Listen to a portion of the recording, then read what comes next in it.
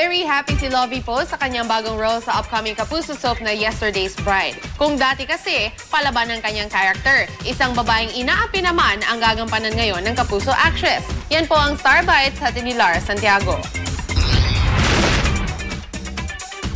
Balik drama ang award-winning Kapuso actress na si Lovie Po sa bago niyang afternoon prime soap na Yesterday's Bride, kung saan katambal niya si Rocco Nacino.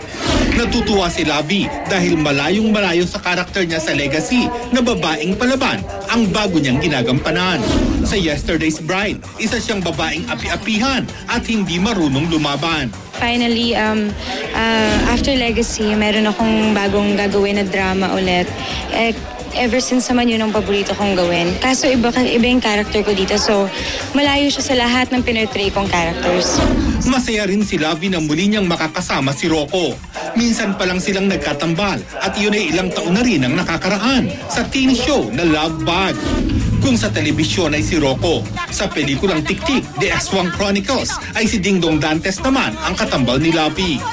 Puring-puri ng aktres si Dong na masasabi raw niyang perfect leading man.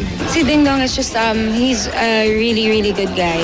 First of all, I actually find him really perfect for his character dun sa Aswang Chronicles because medyo bad boy siya dyan, but then still he's very charming. So, ang galing-galing. He's a very good actor. Zero pa rin daw ang love life ni Lovie. Wala rin kasi trabaho na trabaho. Yes, I'm busy now. Kaya I'm happy naman this way. Lar Santiago, GMA News.